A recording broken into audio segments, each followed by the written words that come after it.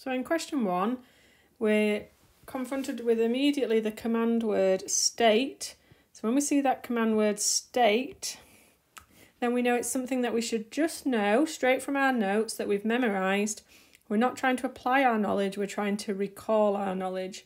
So you need to state the key terms for these 3 key terms. Use your glossary for now, but by the time you do the test, you need to be able to remember them.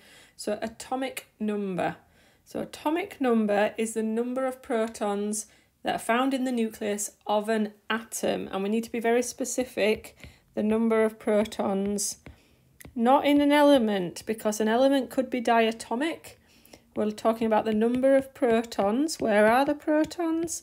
They're in the nucleus of an atom. This is the number on the periodic table at the bottom of the element, number of protons in the nucleus of an atom. Then the next one is isotopes. Notice it's a plural, so you shouldn't be saying an atom, that would be a singular. You should be saying atoms, and again, let's not have different forms or different variations. That's not the A-level term. Atoms of the same element. Now you could expand on that and say that they have the same number of protons, but if they are of the same element, they do have the same number of protons.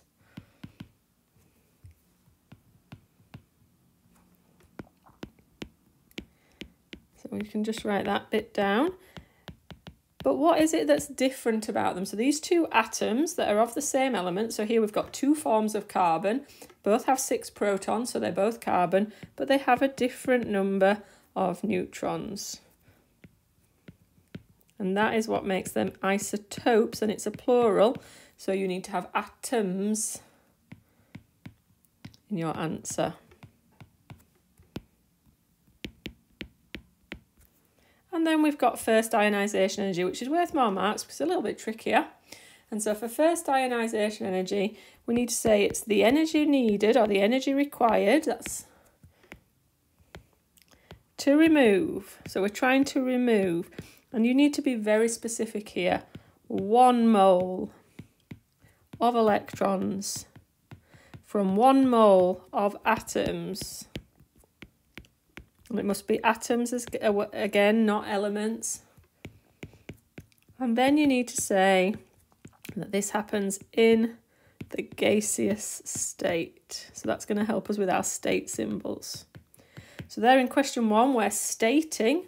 So we've memorised these definitions and we're stating them back to the examiner.